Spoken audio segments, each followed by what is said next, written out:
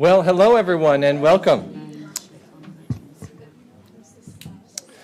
Good evening and welcome to the Iowa City Foreign Relations Council program featuring our panel speaking on the topic of obstacles to peace, stories about Palestine. Few topics could be timelier and more urgent, and so we thank you for holding space with us here today. My name is Peter Gerlach. I am ICFRC's Executive Director and your host for today's program. This year marks ICFRC's 40th anniversary. We are celebrating our supporters, our legacy in the community, and the bright future ahead for internationally focused programming in Iowa City. We are deeply grateful for the long-standing support from our community. Many of you are here today. Your help has allowed our organization to grow for 40 years, hosting speaker programs with experts, joining us in person and online from across the world. As a small nonprofit, we exist because of the generosity of individuals like all of you. We also extend our heartfelt thanks to those joining us virtually today or watching this program broadcast online via City Channel 4. You are an integral part of our broad, interconnected community. I hope all of you will consider making a financial contribution today by scanning one of the QR codes in the room or visiting our website. These free programs are only possible because of your support. And finally, thank you to our sponsors and community partners for their support. In particular, today we recognize the Iowa City Public Library for their partnership and for the refreshments served today.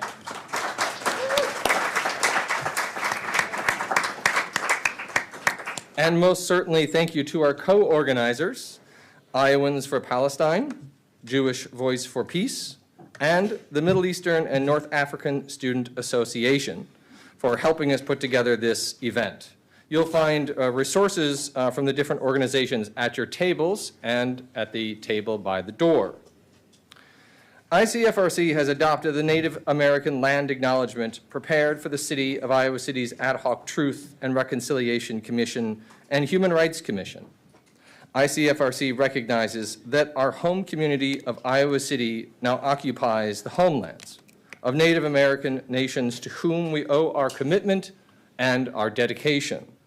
The full text of ICFRC's acknowledgement is on our website at icfrc.org. For today's program, we would also ask that you consider the space that we are in, and that when we get to the conversation point, the Q&A point, your questions are rooted in empathy and respect for the wide array of views that we know exist on this topic. As you see here, we have some community guidelines that we'd like all to abide by today, and we thank you in advance for that. I would now like to introduce our speakers. Danilov Misiuk is a Jewish Ukrainian American born in Brooklyn, New York. They are a community organizer who has done work ranging from the New York City Mayor's Office program to end gender and domestic-based violence, LGBTQ+ rights, Jewish Voice for Peace, and facilitating youth action healthy relationship workshops.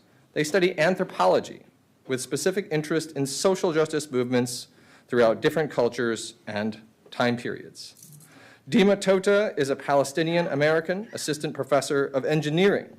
She was born and raised in Ramallah, Palestine. She received a BS from MIT and a PhD from the University of Michigan in mechanical engineering before moving to Iowa City in 2021. She does research with assistive devices for mobility and is a member of the international organization Scientists for Palestine. Dima's father wrote journal entries in English during the time of the story she told, that she will tell. These entries are included in a printed booklet that you'll find at your tables. Samantha Brotman is a Jewish American from the Pacific Northwest, raised by and in Jewish institutions like the Jewish Community Center, Jewish summer camps, B'nai B'rith Youth Organization, her synagogue, and Hillel. Sam grew up learning that Zionism was synonymous with her Jewish identity. She began unlearning Zionism as a young adult, spurred in part by visiting Israel and Palestine on a birthright trip, and eventually became an anti-Zionist activist. As an adult, she earned an MA in Middle East Studies and Arabic, became a staff member at Jewish Voice for Peace, where she worked for 8 years, and recently became a founding member of JVP Eastern Iowa. She has lived in Iowa City for 1.5 years. Mona Ode is a Palestinian German-American. She was born and raised in Mainz, Germany, and her parents came from Hawara, Palestine, a small town near the city of Nablus. While living in Germany, her family took summer trips to visit the family in Hawara every 2 years. She moved to Ohio when she was a teenager in 1997. She went to the University of Cincinnati and received her BS in biological science. After that, she went to OSU for the MCDB, or Molecular, Cellular, and Developmental Biology PhD program, and received her master's. She moved to Iowa City over a 1.5 years ago with her little family from Columbus, Ohio.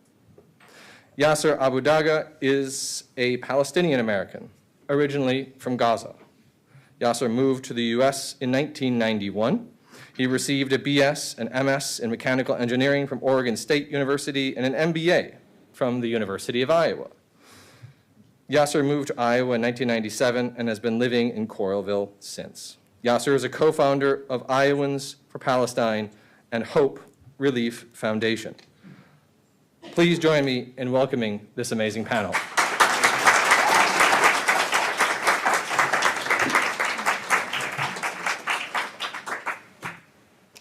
All right, can y'all hear me okay?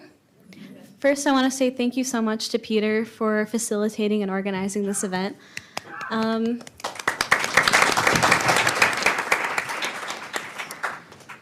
So I'm Danny. I am a first-generation Ukrainian Jewish American. When the Berlin Wall fell, my family came to the United States as refugees. They found themselves in Brighton Beach, Brooklyn, a multi-ethnic neighborhood of mainly ex-Soviet immigrants.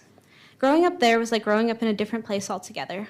We called ourselves Little Odessa, the gem of the sea. My family wasn't very religious due to the sanctions on religion in the USSR. I was the first person in a few generations to be bat mitzvahed. While religion was not a main part of my childhood, cultural Eastern European Judaism was. We celebrated Hanukkah with a menorah and New Year's with a tree. We watched Russian cartoons, ate matzo ball soup, and went to temple once a year. Rosh Hashanah was filled with the sweetest honey and the brightest candles.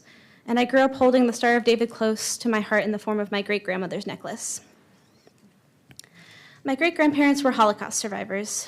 I knew my great-grandfather Akim well until he passed away when I was 10. I asked him one day to tell me about how he survived the Nazi invasion of Odessa. He agreed, and even though I was so young, I remember feeling a surge of pride. We decided to meet at the boardwalk next to my apartment building. My grandfather and I got there, but Akim was nowhere to be found. I knew he was gone. He passed from a heart attack that morning, but he left a letter for me on his desk. It was the one that he had submitted to the Steven Spielberg documentary on survivors of the Shoah. It wasn't until recently that I found the documentary video itself that he was in. Watching it and seeing the words come directly from his mouth was endlessly heartbreaking. He spoke of losing his mother and sister brutally in front of him, about his father being ripped away from him shortly after, of how he ran away back to Odessa only to find himself completely alone in an empty apartment for months. Akim survived on his own as an orphan teenager, the trauma of which I'll never be able to fully comprehend. The line that completely broke me was when he said, "God was there with us, and God was weeping." How heartbreaking that he found God in the face of death. Growing up, Israel was not the center of my Judaism. We were a proud Ukrainian Jewish family, survivors, fighters, resilient in the face of extermination. Israel was discussed as a given, a place where Jewish people live. It wasn't special, but it was eternal. I knew I had extended family in Israel that my mom constantly told me she wanted to move to Brooklyn with us.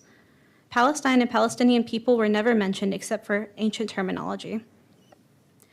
I had Jewish friends in high school who went to Hebrew school and summer camp. One of them would talk to me about how excited she was for her graduation birthright trip to Israel. I always felt uncomfortable by this. At the time, I thought there was something wrong with me, that I was ashamed of my Jewishness, that I was not as Jewish as my peers. that I felt more connected to Ukrainian Jewish culture than the standard Israeli Jewish culture. I thought that I was struggling through internalized anti-Semitism and that the lack of love I felt for Israel was because I wanted to be seen as an American goy. I struggled with my ethnic Jewishness for many years. I was ashamed of my nose because of its hook. I was ashamed of my hair because of its dark curl. I bought into anti-Semitic and Eurocentric beauty standards that made me feel ashamed of myself.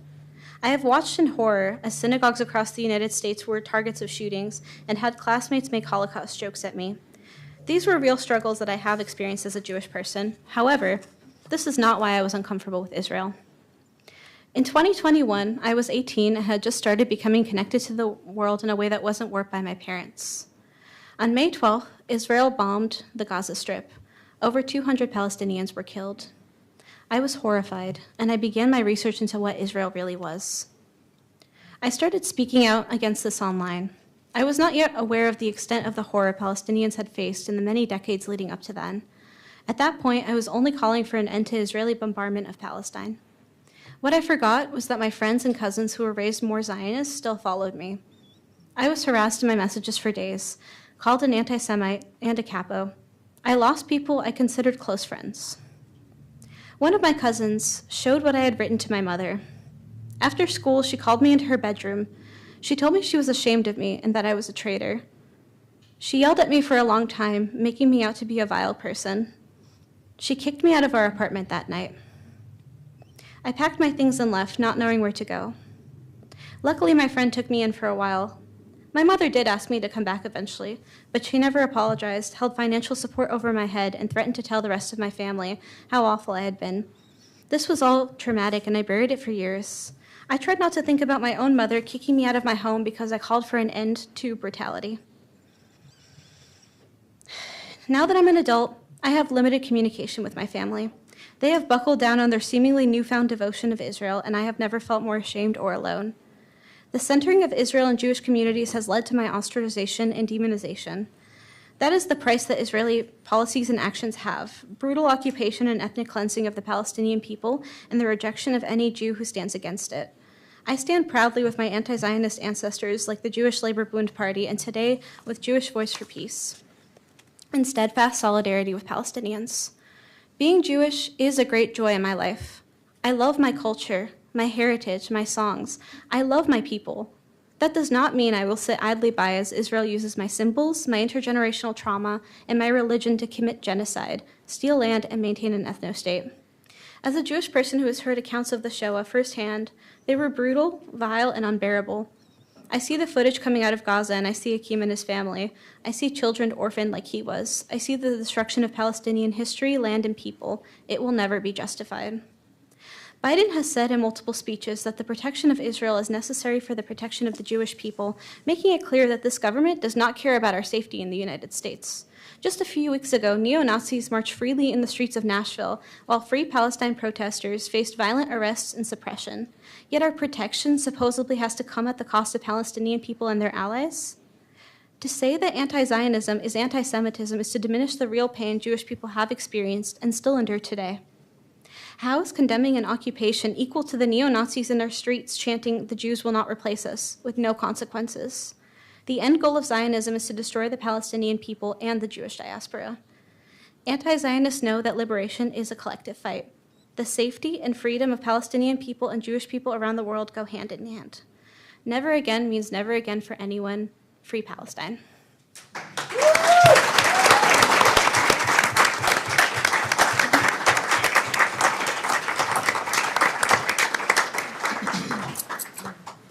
Hello.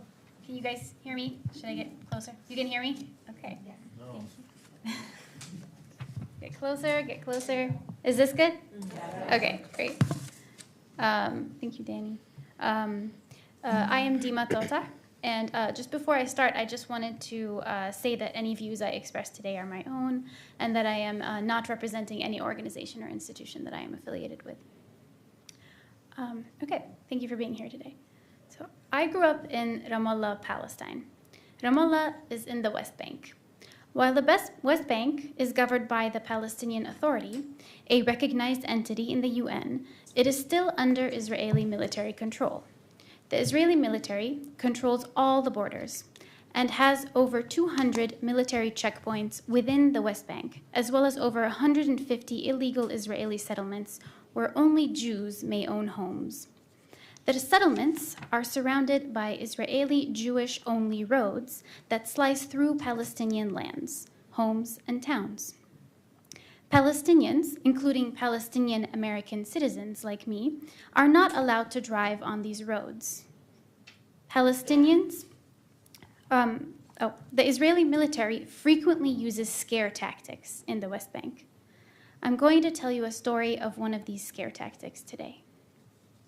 And as you listen, know that I have many, many, many stories, at least one from each year of my life. But for this story, we're going to go back to 2002, when I was 11 and a half years old. The Palestinian Second Intifada was in full swing. Intifada is the Arabic word for uprising. It literally translates to mean a shaking off. It is a grassroots resistance movement to military occupation. At that time, in 2002, my 8-year-old sister and I attended the Ramallah Friends School, a school founded by American Quakers.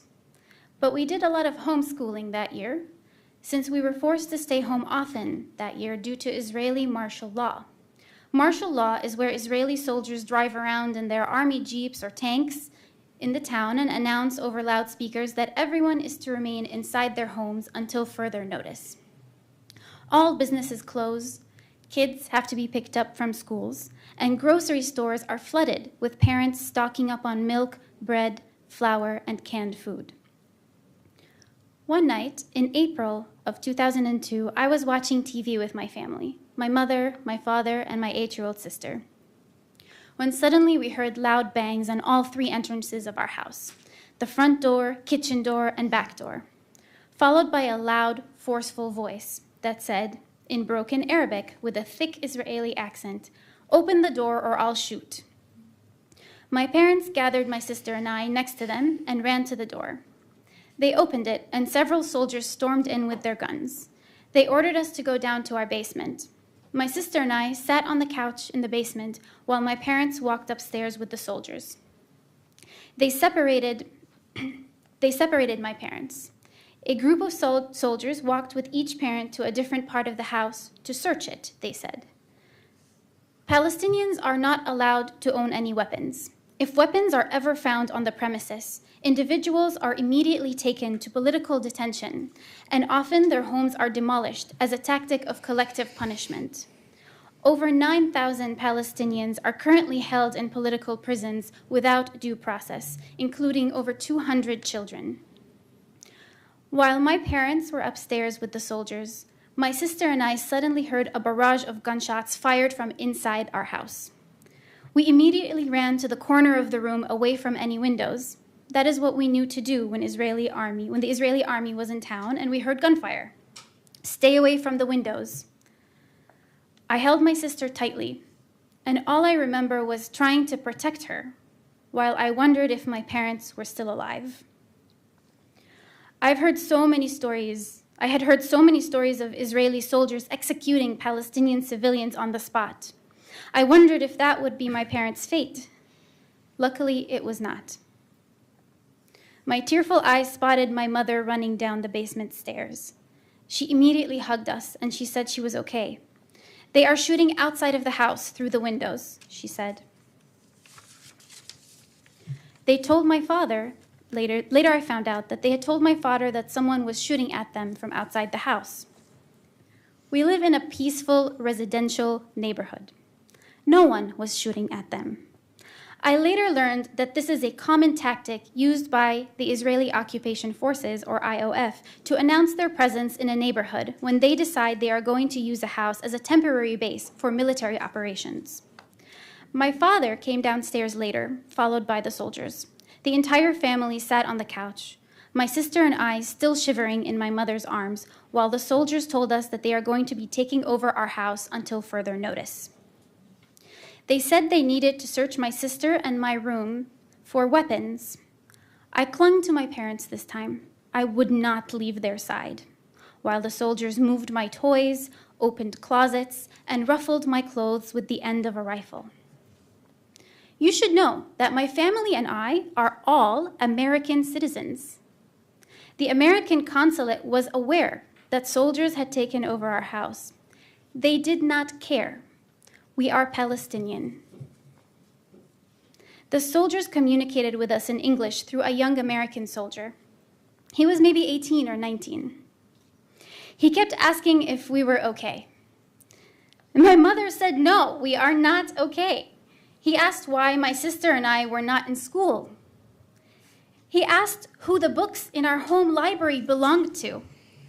He could not fathom that Palestinians read New York Times best-selling authors. I recently learned that many American Jews choose to serve in the Israeli army and have no idea what they are really doing to the Palestinian people.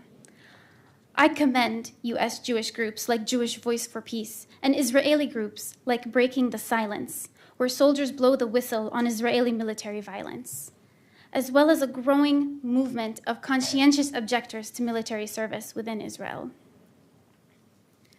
For 3 days, the soldiers kept us in the basement, guarded by one soldier at all times. My mother had to ask permission to get food and water from the kitchen several times a day. They thankfully left our home after the 3rd day. My parents hadn't slept much at all. The soldiers left on a Sunday. It was Easter Sunday, I later recalled. We hadn't celebrated Easter that year. When the soldiers left, one of them turned back and told my mother that we had a nice home and he would love to visit again. They left, and they took with them our camera, my dad's binoculars, and the new laser mouse. They left behind mud from their army boots, chipped tiles from where they emptied their guns on our floors.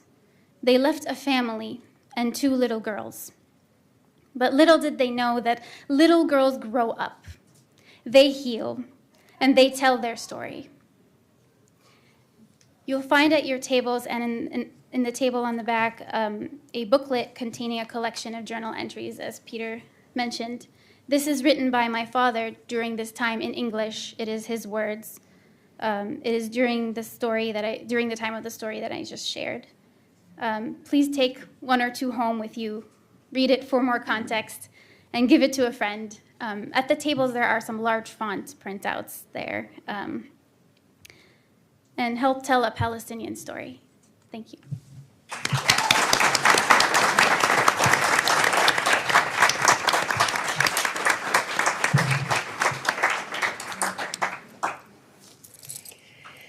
Hi, can you hear me okay? Okay. So my name is Sam, or Samantha. Thank you again for organizing this. I was raised deep inside the belly of mainstream Jewish American life. I went to the Jewish Community Center for preschool, before and after school care, Jewish summer camp, Jewish youth group. In college, I was student board president at Hillel. And all this time spent in Jewish institutions meant that I was a Zionist by default. I was made to understand that Israel was not only part and parcel of my Jewish identity, it was central to it. Every day that I walked into that Jewish community center, I walked past an Israeli flag flying outside. At my synagogue, there was an Israeli flag up on the altar next to the Torah.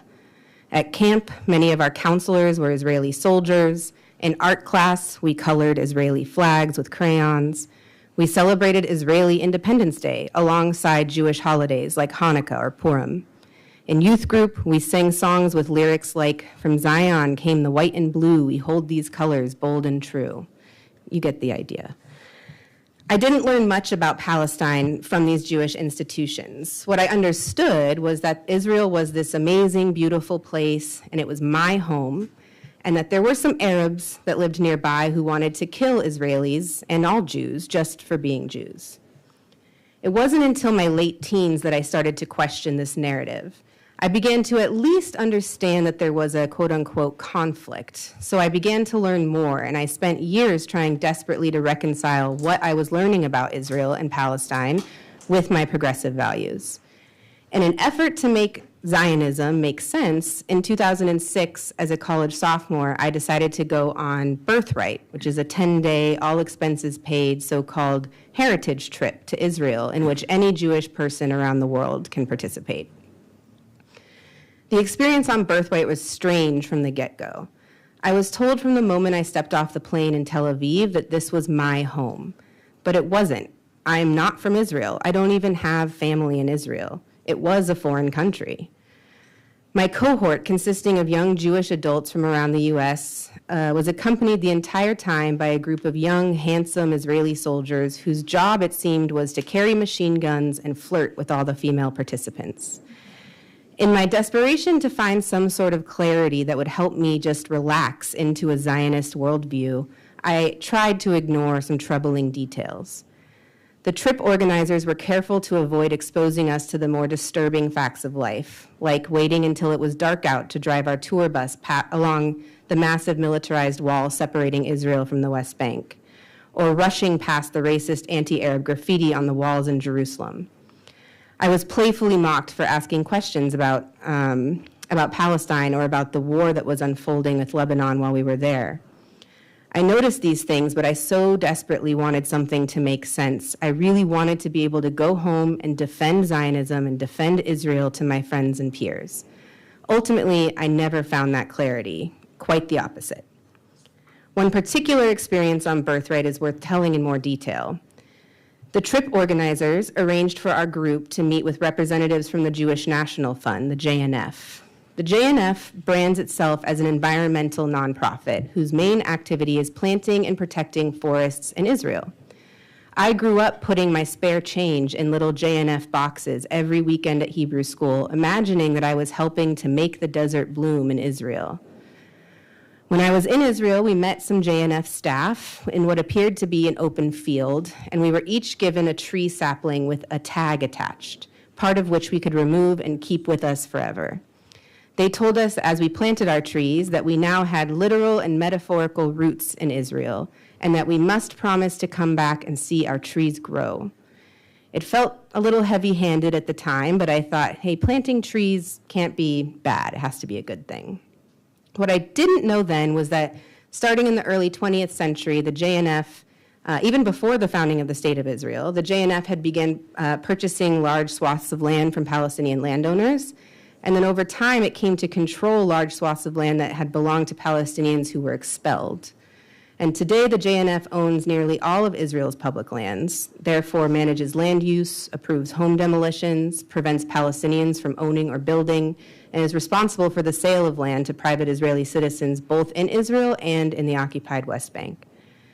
They also have a long-standing practice of planting trees on top of destroyed Palestinian villages, hiding the evidence. When I returned from my trip, I took a human geography course from a Jewish American professor. In his unit about greenwashing, this professor taught me the history of the JNF and showed us pictures of Palestinian villages before they were destroyed, after they were destroyed, and then after the JNF forest had been planted on top of them. He showed us a map of various locations this had taken place across Israel, and I recognized immediately where I had planted my tree. The JNF told me that I had literal and metaphorical roots in Israel, but now I knew that my hands were literally and metaphorically dirty in the violent crime of ethnic cleansing. I was furious, humiliated, and heartbroken.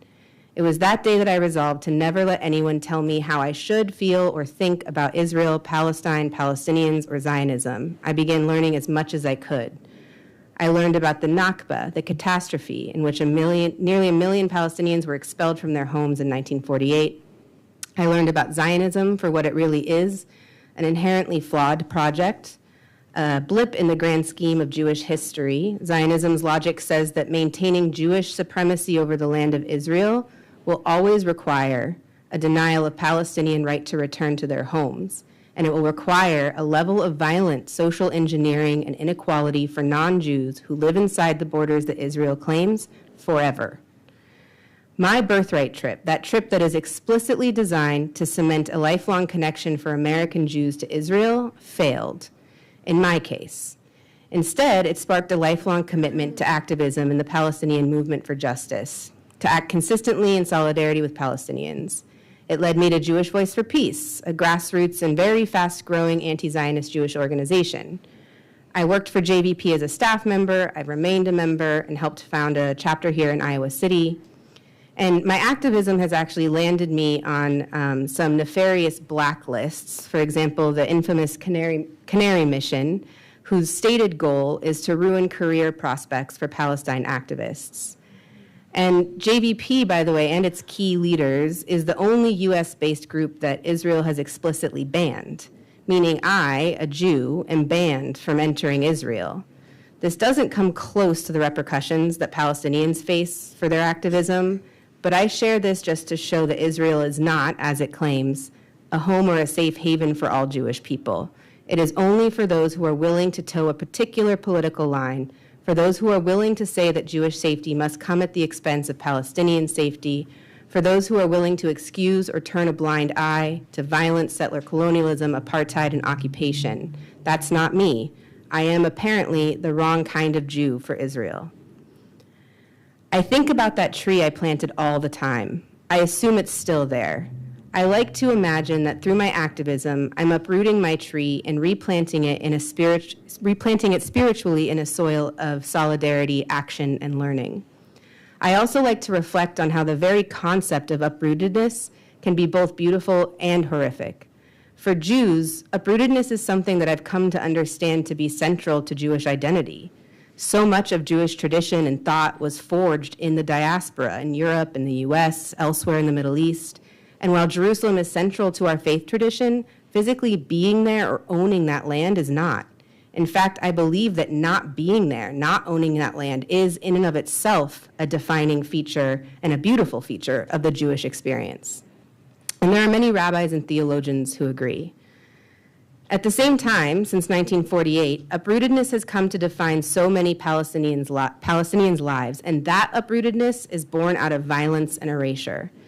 I think about the hundreds of thousands of Palestinian olive trees that have been uprooted in service of this ethno-nationalist project. And I think about the Palestinians who cannot return to their homes, many of whom who've been holding on to their house keys for generations, holding steadfast in hope of return. I'm deeply ashamed of many of the things I used to believe unquestioningly, and of my complicity in Israel's brutal crimes, because I'm a tax-paying American citizen and because Israel purports to act in my name as a Jew. But I choose to mobilize that shame, and I'm committed to disentangling Zionism from Jewish life, to forcing open more and more space for Palestinian-led organizing to succeed, and to standing in solidarity with Palestinians and anyone else who's working towards justice. Thank you, and free Palestine.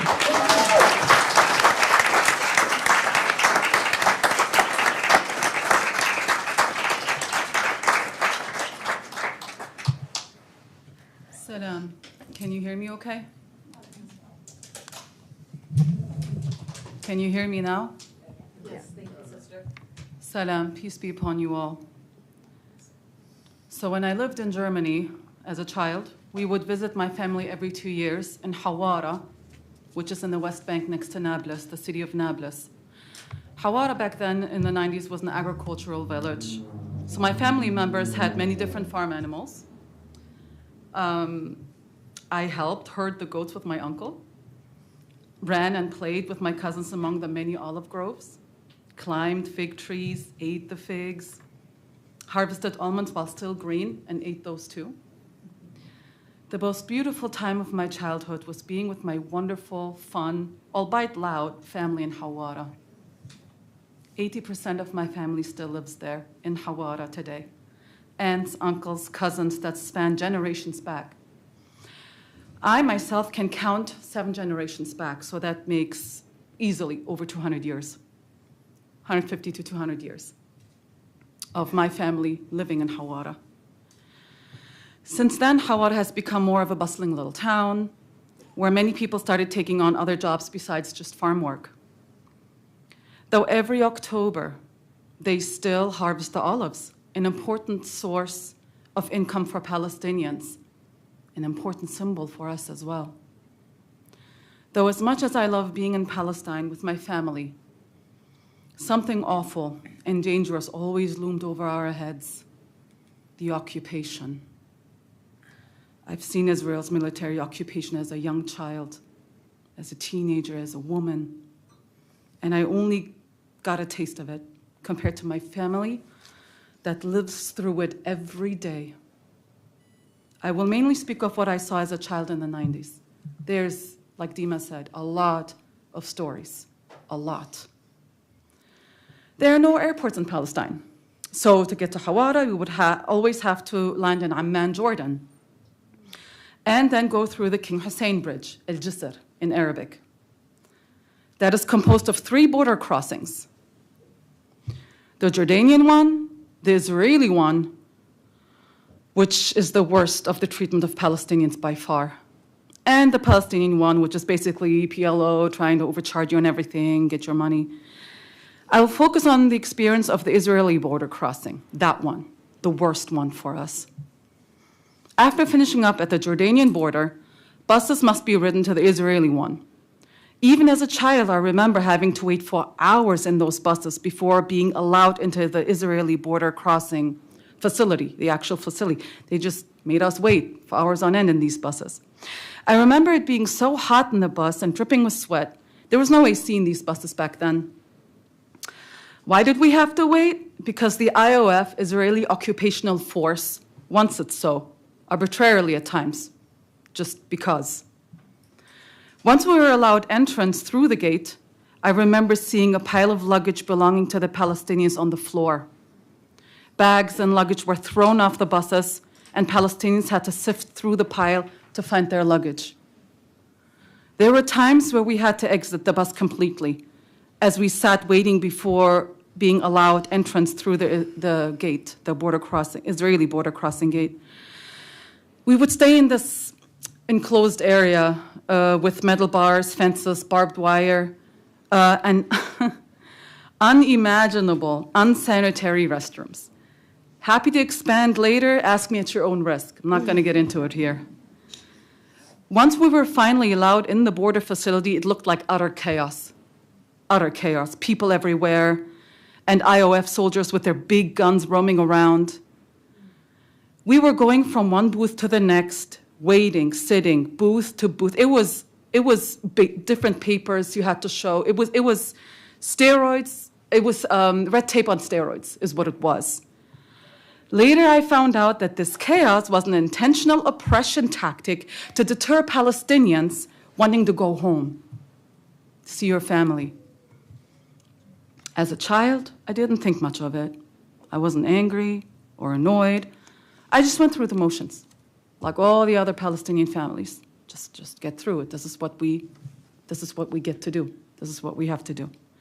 One thing I did know instinctively, though, was to not leave my parents aside, who, by the way, maintained an excellent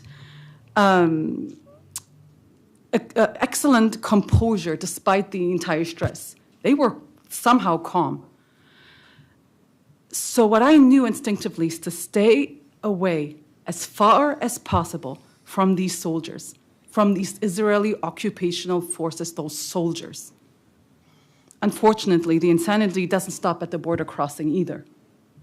Once you arrive into Jericho and find your ride to bring you to Hawara, there are more checkpoints along the way, checkpoints of humiliation and different means of violence towards us Palestinians. So all in all, a 40-mile drive from the Jordanian border to Hawara, 40 miles, can take all day for a Palestinian, and if we're lucky, maybe half a day. One of my worst memories in Hawara was witnessing an IOF soldier slapping my beautiful, kind grandmother to the ground among her olive groves. My grandmother loved her olive trees, the trees she was a custodian of from generations past, 200 years and more. The trees planted by her father, her grandfather, and his father before him, and on, grandfather and grandmother, grandparents, I should say, and great-grandparents, and great-great-great-grandparents, and back you go. She loved these olive trees like her own children, like her own grandchildren. 2 IOF soldiers came to my grandmother's house and they started breaking off the branches of one of the olive trees on my grandmother's farm. They just wanted to mess with her, that's all. My grandmother pushed the soldiers off of the olive tree as best she could. My aunt and a couple of cousins were there too, trying to intervene in the act of violence of the day. You know how you have your soup of the day? Palestinians have the act of violence of the day, every day. I stood at a distance with my aunt and screamed when my grandmother hit the ground.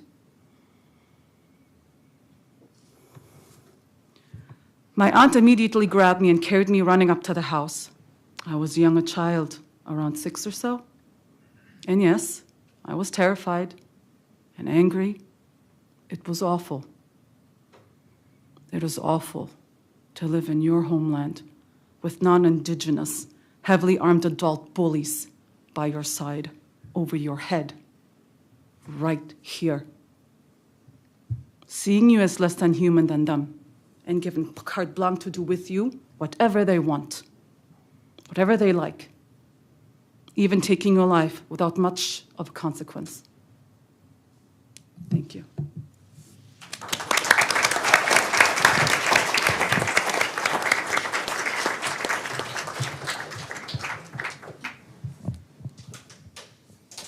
Hello, everyone. My name is Yasser Abadaga. Can you hear me okay in the back? All right. I'm Palestinian-American. I'm from Gaza. My parents are from Gaza. My grandparents are from Gaza. I can narrate 7 names of my great-grandparents that they were born and lived in our village in Gaza that Israel is trying to erase the Palestinian people from now. I'm going to take you back to our village, specifically in the 1980s, to a specific event. This is the first time I have experienced the brutality of occupation, apartheid, and collective punishment.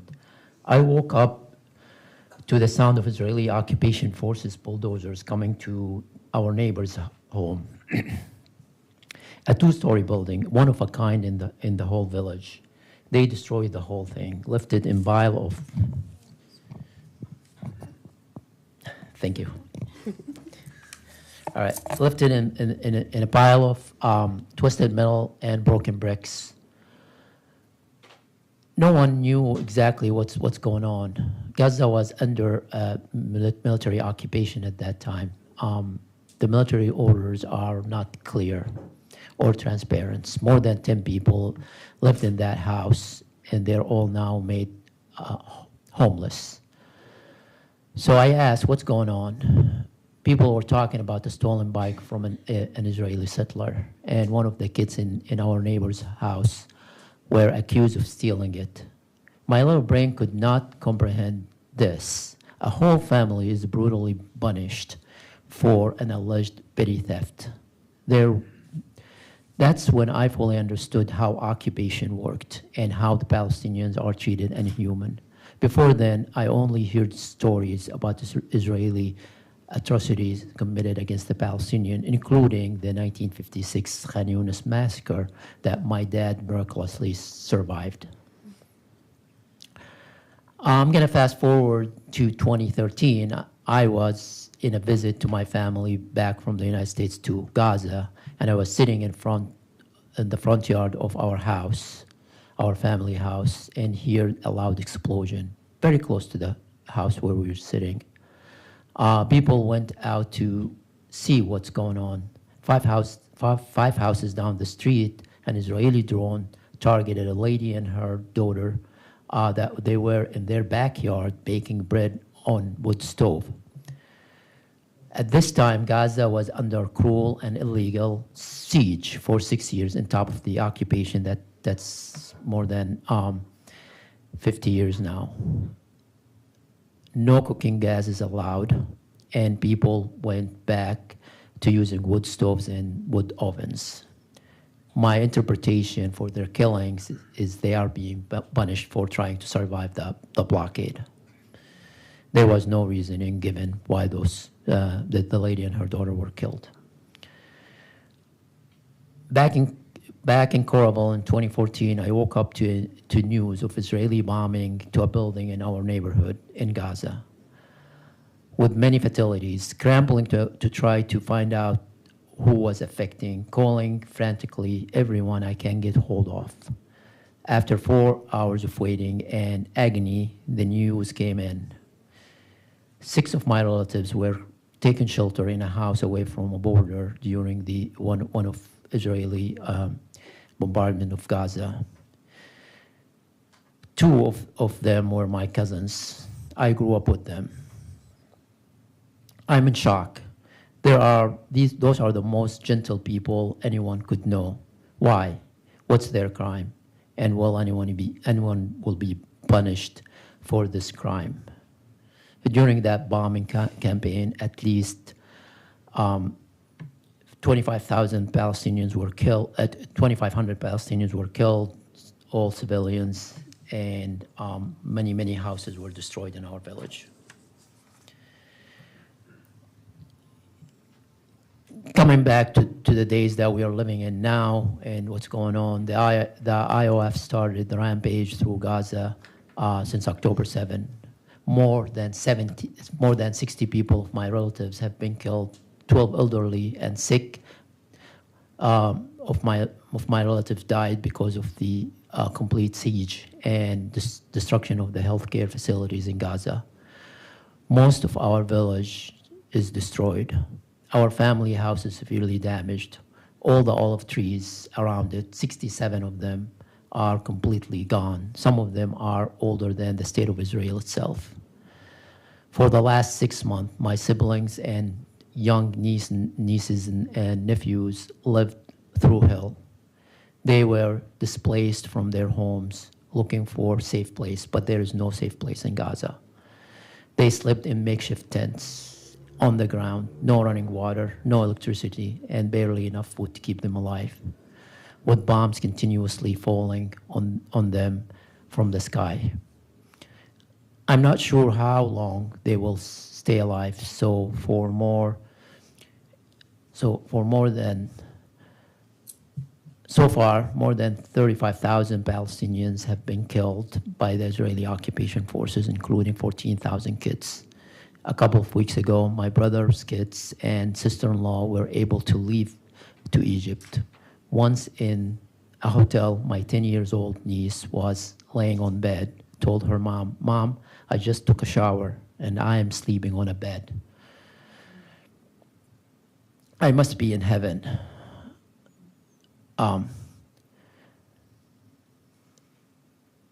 Hundreds of thousands of Palestinian kids, like my nieces, have been living in harsh conditions with no food, no electricity, no running water, and living in makeshift tents with the horror of the IOF bombing around them.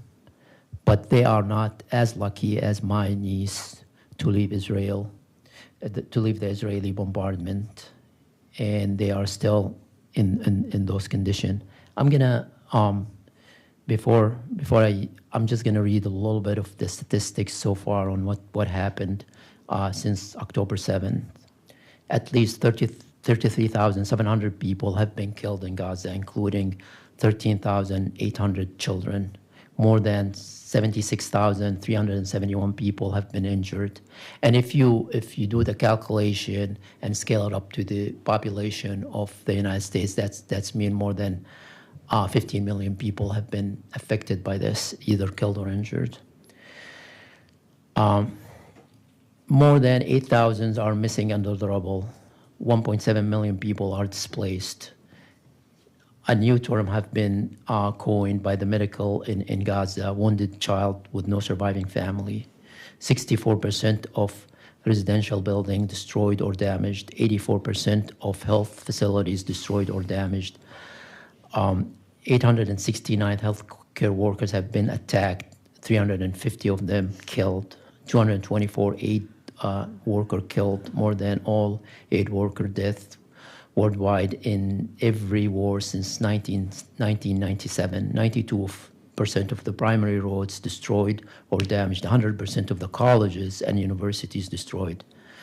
A scholastic 100 professors and deans were, and 2 university presidents were killed. 80% of school building damaged. 230 school teachers killed. And the United Nations had to resurrect a term called democide, which is demolishing homes with no military reason or no military benefits, just for the sake of destroying homes. 140 journalists have been killed since the beginning of this war.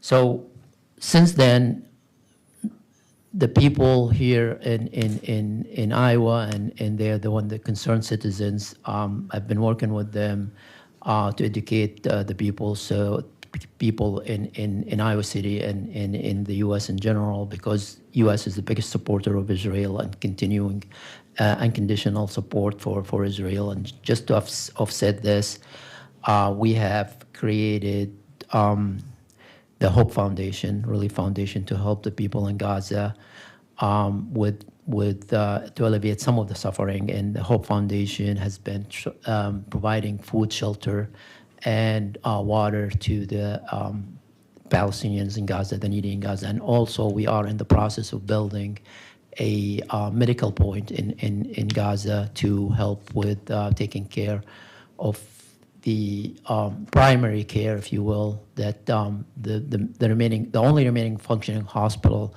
in Gaza is not able to serve those cases because of the overwhelming casualties that they come into them. Thank you all for listening.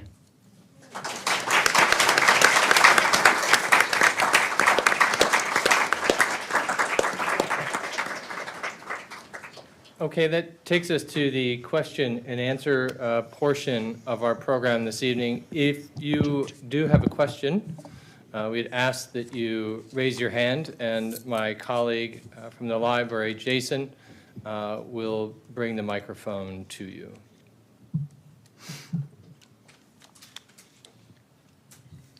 Someone in the back.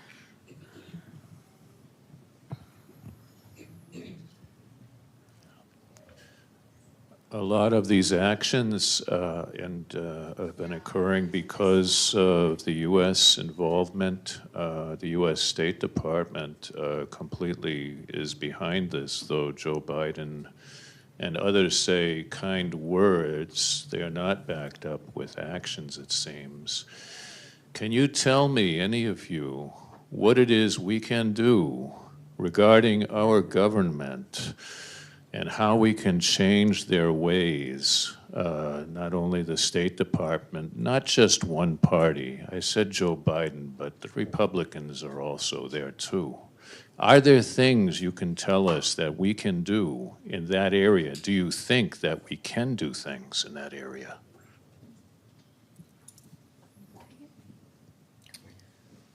So one of the first things that you can definitely do is to continue to call your senators and Congress and your elected officials. There have been an amazing crowd actually right here in Iowa who have been calling for months every day.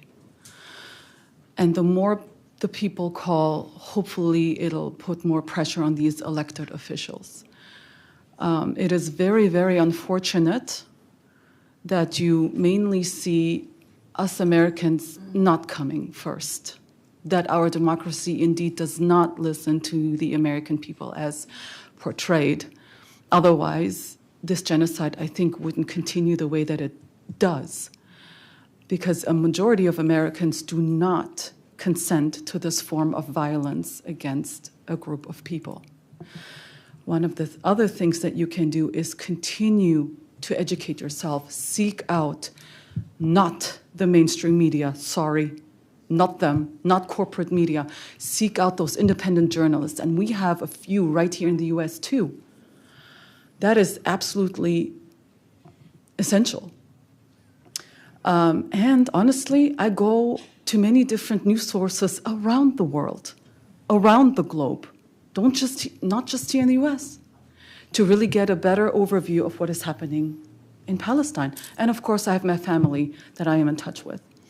The other thing is your activism. Support our students who are sacrificing their bodies, sacrificing their careers, sacrificing their education to stand up for what is right, and they're being smeared by our mainstream media in the most disgusting way that I, as a Palestinian, know firsthand, because we've always been smeared for decades on.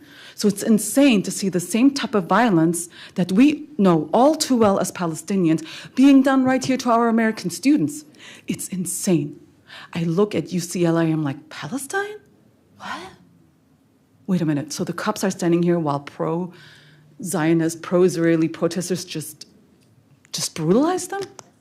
Where have I seen this before? Oh, I know, every day as a Palestinian. So also, we have supplied with you some information about activism right here, right now, here in Iowa City. Please join us. We would love to have you. And I am sure someone else. Yeah, about the documents too, there is a sheet at the table near the entrance of resources that includes a list of senators and representatives to support. One of the biggest lobbies in the U.S. is AIPAC, the American-Israel Public Affairs Committee, that funds pro-Israel politicians and funds politicians that are opposing any politician that is speaking up for Palestine. And so supporting the individuals who do speak up, like Rashida Tlaib, Ilhan Omar. There's a list in the resource sheet that we have for you with links to their campaign websites. We also have lists of organizations, lists of news sources, like Democracy Now! Is one of them that I can think of. And so there is a 2-page sheet in the back with those lists of books and documentaries to learn more as well. So please grab a sheet. And I would just add to that, too, as far as calling your representatives goes, there are a few organizations that have tools that allow you to do this really easily and with very little prep on your own part. The one I know I'm most familiar with is JVP's. You can call or go to their website, jvp.org, and I think just jvp.org/ceasefire, and it'll bring you to a call tool where you enter your name, your address, or your zip code. It'll call you, and then it'll provide you with a script, and it'll connect you automatically to your representative, and you just read the script, usually to a staffer. Sometimes it's a voicemail. It sounds really scary to do if you've never done it, but then once you've done it a couple times, it becomes super easy, and I just can't encourage you enough to use those tools. I think Empower Change has a tool, U.S. Campaign for Palestinian Rights has a call tool, but JVP has one that I think is really good. So, and then the other thing I would add is that I think politicians, even all the way up to Joe Biden, react to what they see going on in the mainstream discourse, right? And so the more that we do all the things that have just been mentioned, and the more that we're doing events like this and sharing news and making our opinion heard, it adds up, and eventually the tides will turn. I have to believe that the tides will turn.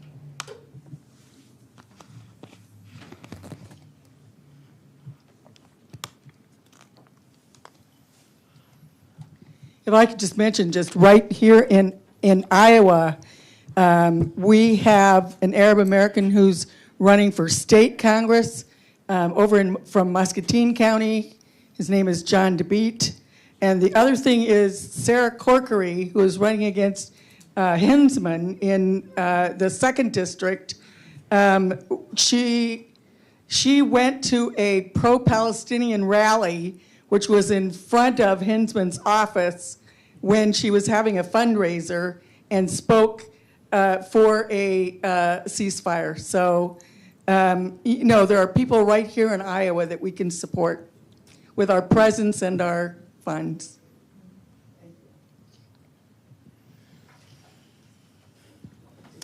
I've read about campus encampments and demonstrations and the brutal police response around the country, but I really don't know what's happening at the University of Iowa. Could you fill us in what's going on our campus? Yeah, there's actually, we have a flyer up there of what's going on this weekend. So the students at the university. It's not a university-affiliated group that set this up, but there are many students in this group. Students for Justice in Palestine is a new group in Iowa City, and it's part of a national organization of Students for Justice in Palestine. And they have this weekend from 12 p.m. to 7 p.m. at the Pentacrest. Pentacrest, is that how you say it? Pentacrest? Yeah. They have teach-ins and solidarity events and just discussion, space for discussion and dialogue and ways that you can get involved. So please come out and support them. Yes. Today they were there, and then they'll be there tomorrow and Sunday from 12 to 7 p.m. So stop by when you can. You can also bring food if you feel like helping them out. Students are usually hungry. Bring Yeah. food. And they have their finals coming up. Hi. Thank you for sharing your stories and your righteous rage and your vulnerability and your strength. I'm really fascinated by clothing and textiles and garments, and I was hoping that you could speak to some of the things that you're wearing and the symbolism that that represents, if you can share that. And yeah, they're just really beautiful, and I'd like to know a little bit more about how that is part of your culture. Okay. Should I go? Go first. You can go ahead. So what I'm wearing, should I stand up? I'll stand up. Stand up, stand up. Fashion show. Twirl. Fashion show.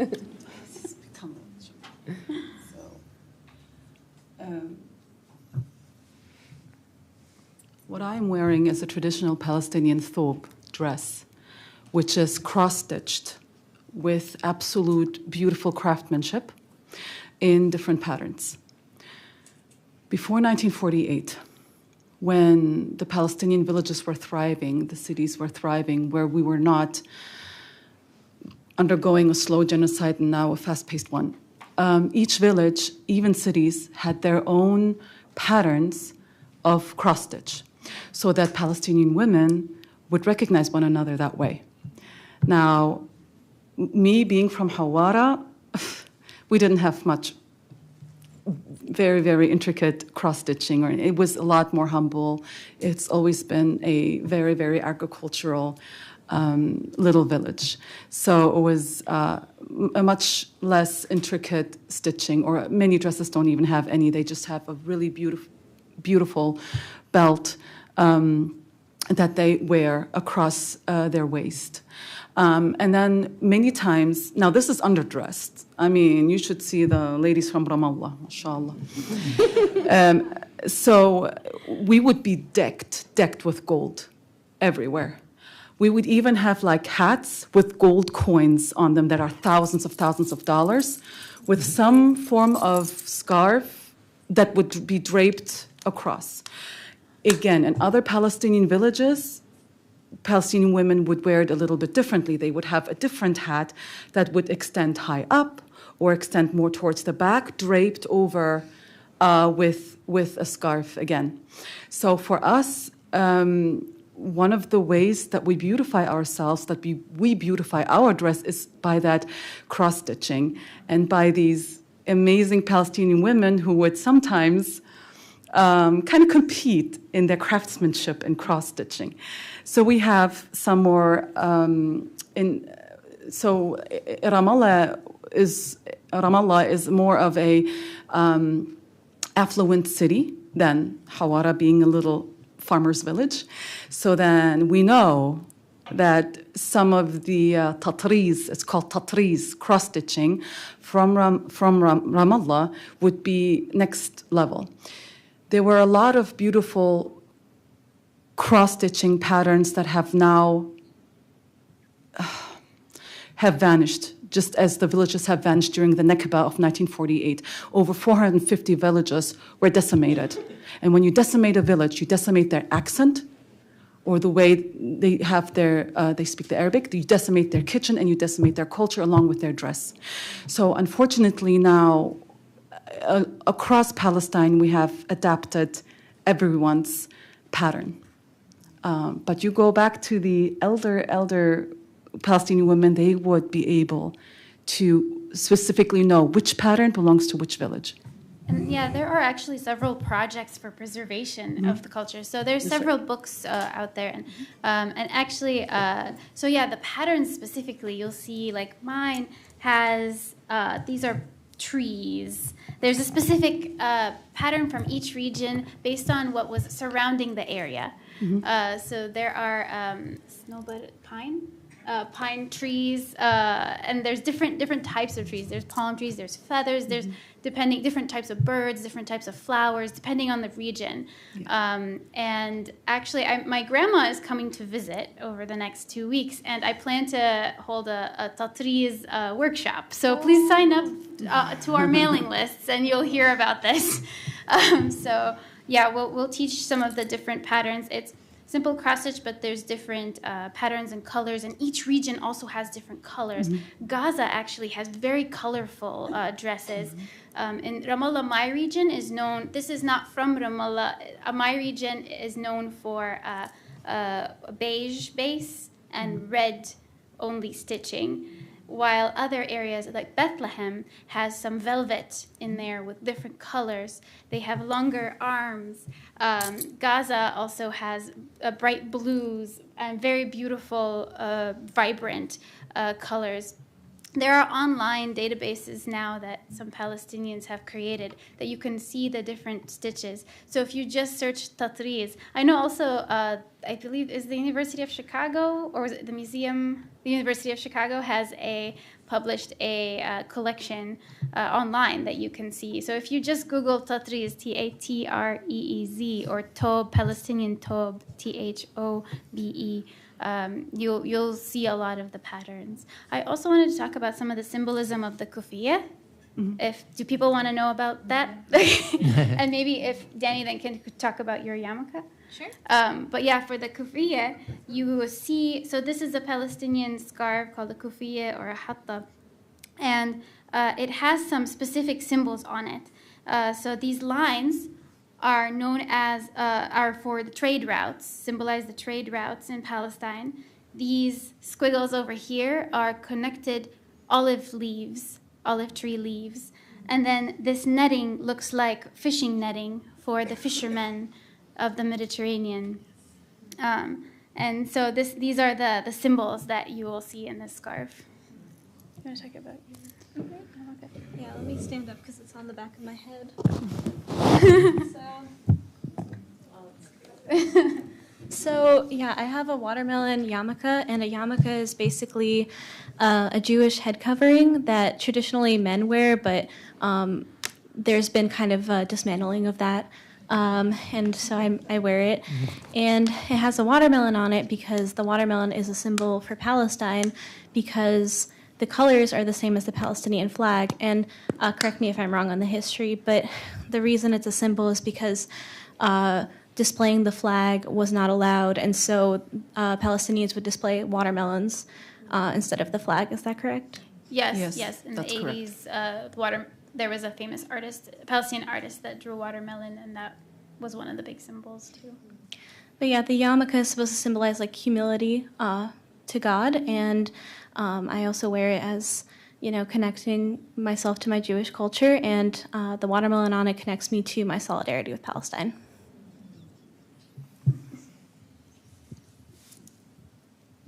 Hi there. I had a question. So I follow Jewish Voice for Peace on social media, and I read carefully what they say. But as someone who's not Jewish, am I supposed to do more? What's my role if I like what Jewish Voice for Peace is doing? Yeah, I mean, Jewish Voice for Peace is and always has been led by Jews, and the vast majority of leadership and staff and everybody are Jewish, but there is a large number of non-Jewish allies that support the work through either through donations or through volunteering, showing up to actions, signing petitions, that kind of thing.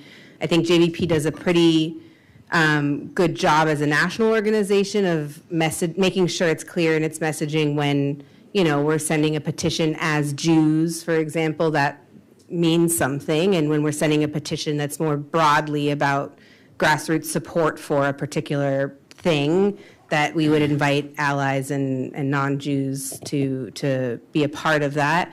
But I remember getting this question a lot. I used to be the membership person at JVP, and people would ask me all the time, can I join if I'm not Jewish? And I would always say that JVP, it's like a lot of our Jewish families, and it's you know, like my husband is Catholic and my mom converted, and it's like our Jewish families. As long as you're willing to be a part of organization and a movement that is approaching this from a Jewish perspective and from and understanding the importance of like the Jewish angle in the Palestinian-led movement, then absolutely JVP wants you on board.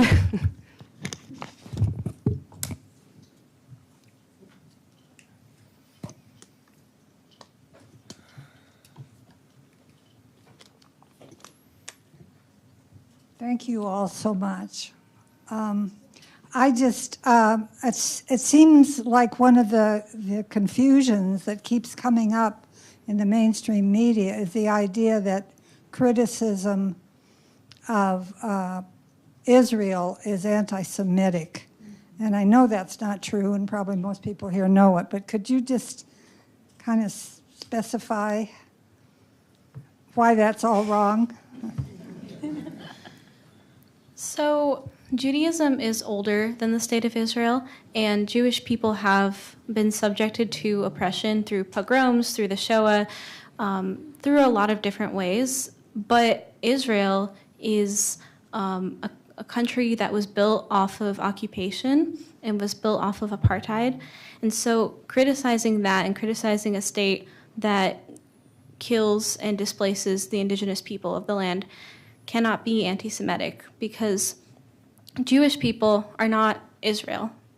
Israel claims to represent Jewish people, but there's Jewish people around the world, and there are a lot of anti-Zionist Jews. And even if there weren't, there is no world in which criticizing an apartheid and criticizing a country and a military that is perpetuating genocide is bigoted. Like, it is just human decency to support human rights. I would add to that, too, that there's a really long, rich history of Jewish opposition to statehood, let alone statehood in Palestine. Theodor Herzl is widely regarded as sort of the father of Zionism, the person who created the idea of a modern nation state in the land of Palestine. And even Herzl he threw out other locations as options: East Africa, South America, and even before the foundation of the state, there were lots of Jews all around Europe and the United States who didn't like the idea of having a state or having a state in Palestine. They either thought we shouldn't have one or it should be somewhere else. And so ultimately what won out, the ideas that won out, were never inevitable, right? It was a confluence of political things, the Holocaust, a whole bunch of other interests at play that wound up creating a Jewish country in that particular location on top of Palestinians. And it's a state. It's a modern nation state by design. That's how it was conceived. That's what it is. It's not a religion. And it has not replaced Judaism. As much as some people want it to, it has not. And so it just is not the same. If you critique Israel, you are not critiquing Jews at all. And one thing that people need to realize is Semites are not just Jews. Semites are Arabs. So the biggest anti-Semites are the Israeli Zionists, who are committing genocide against the Gazans right now, against the Palestinians. So they're the biggest ones.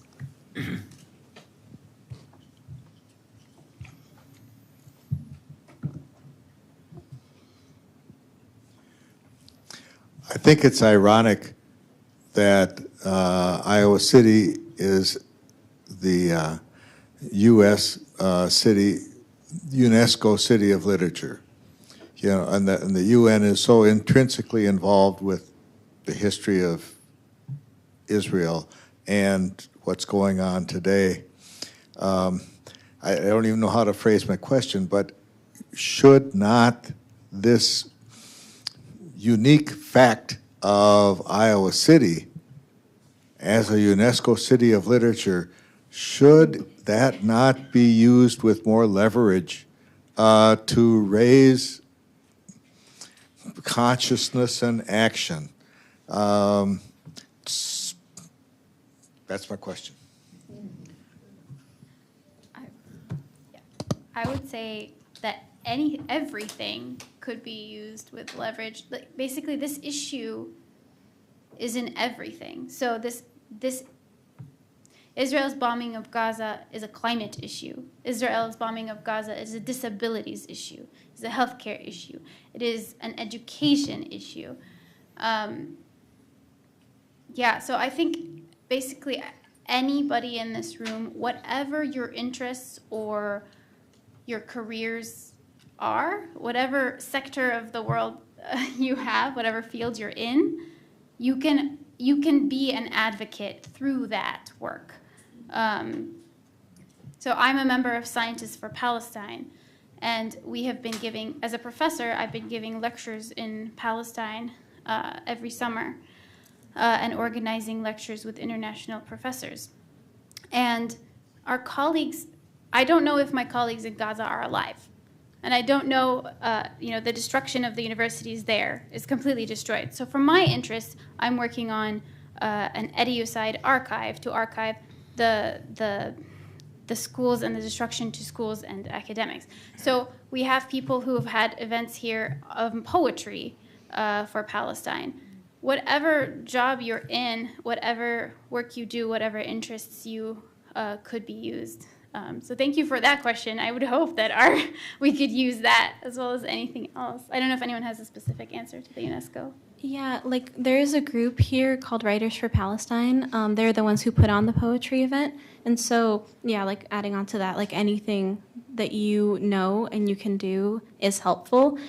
Like the poetry helps tell stories. It also helps spread the word of what's happening in Palestine. It also reaches people who may not want to come to a political event their first time. So I think writing is really powerful itself too, because there's so many writers on the ground now in Gaza who are releasing their work, telling their story. So preservation of writing is also really huge. And Israel has been targeting those writers and poets, and you've heard about the story of Arar, that he was conveying the suffering of the Palestinians through his poems, and Israel warned him, and then they came after him and they killed him with his family. So where is the outrage from the City of Literature? Why nobody is talking about this? And you have to consider that this movement is slowly and slowly getting bigger and bigger to call for the liberation of Palestine. So it is way too slow, in my opinion, way too slow. The outrage is so delayed. And I am honestly shocked that this event, we have been planning this event for quite a while, for a couple of months. And I was like, it's surely by May, it must be done. And surely they must stop the bombing. We're still here. So whatever you can do, whatever your background, first become more aware, become more educated, talk to people who support Palestine. And honestly, it is our young American students who have had that veil lifted from their eyes because they did not follow the mainstream American media again. It was actually social media that finally allowed people to know what we've endured for decades. And just to add to your point really quickly, that change, much too slow, I completely agree, is also true specifically in the Jewish American community. Poll after poll is showing that younger Jews are less and less committed to the support of Israel. And there's a lot of reasons that I could talk about all night for that, but it's changing, and it's too slow, but it is changing. My question, can you hear me? Yeah. Okay, my question maybe is especially for the Jewish panelists, but I'm just wondering, so for a Jewish person who is born and raised in Israel, what do you think is the kind of morally or ethically correct thing for them to do?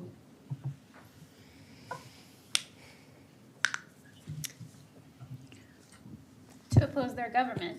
So yeah, I mean, I think it would be similar to what I would say a morally or correct course of action would be for us born and raised in the United States on native land and with governments committing war crimes.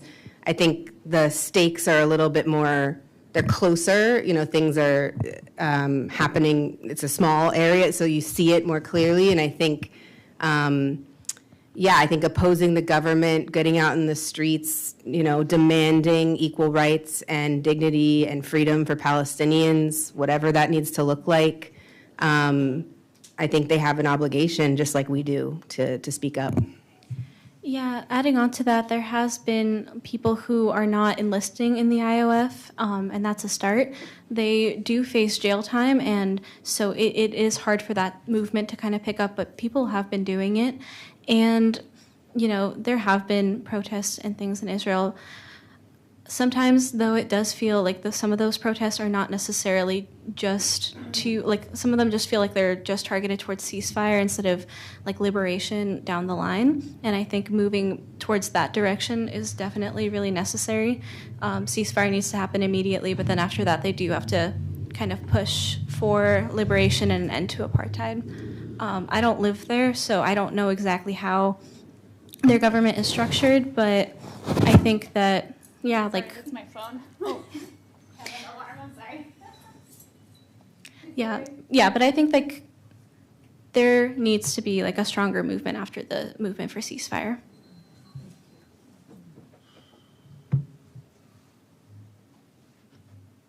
We have time perhaps for maybe one or two more questions.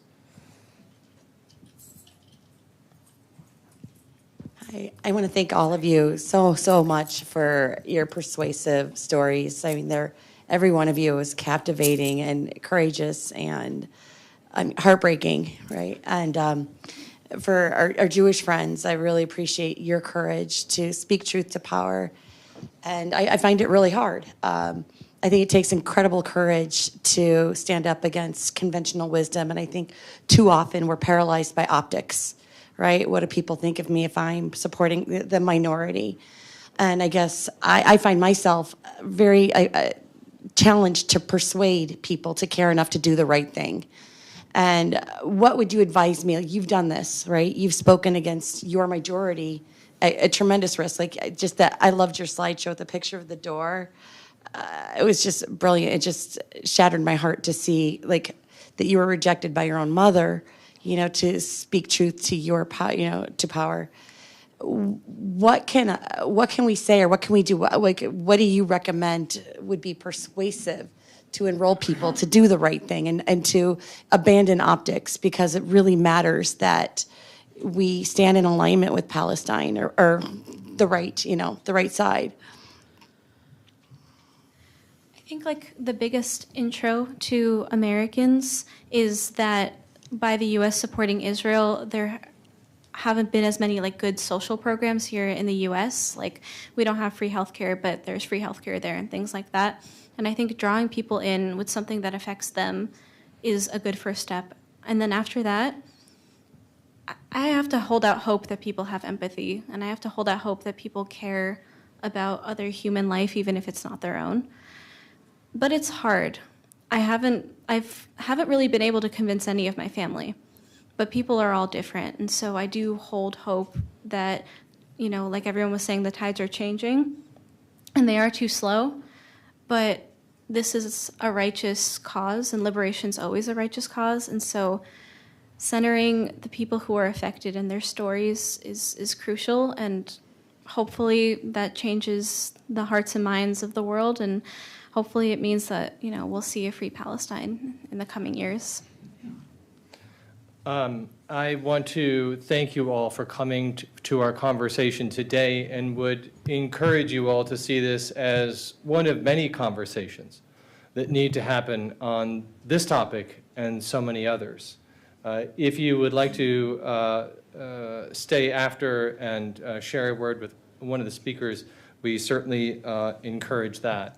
These conversations are critically important, especially in these very difficult and divisive times in the country that we all live in today. And today, I think, is a demonstration, as I look out at this very diverse crowd, of the kind of community that the Iowa City Foreign Relations Council and many organizations, such as those that have co-organized today, want to create a more inclusive, a truly diverse and rich community where we can hold conversations like these and continue them and hopefully ripple them out so that more folks can understand the power and importance of what has been spoken here today. I would like to thank Yasser, Dima, Mona, Danny, and Samantha for your truly powerful and excellent program today.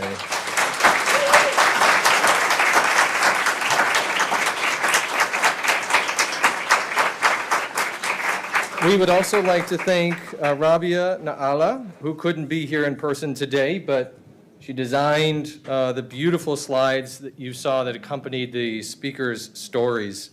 I would encourage you all to help support organizations like the Iowa City Foreign Relations Council, as well as Students for Justice for Peace in Palestine, Iowans for Palestine, JVP Eastern Iowa, HOPE. These are organizations that you can contribute to make this the kind of community that we all want to live in. So please look out for the materials that are at the table there and in front of you on your tables. We hope that you will support all of our organizations. Thank you very much, and we are adjourned.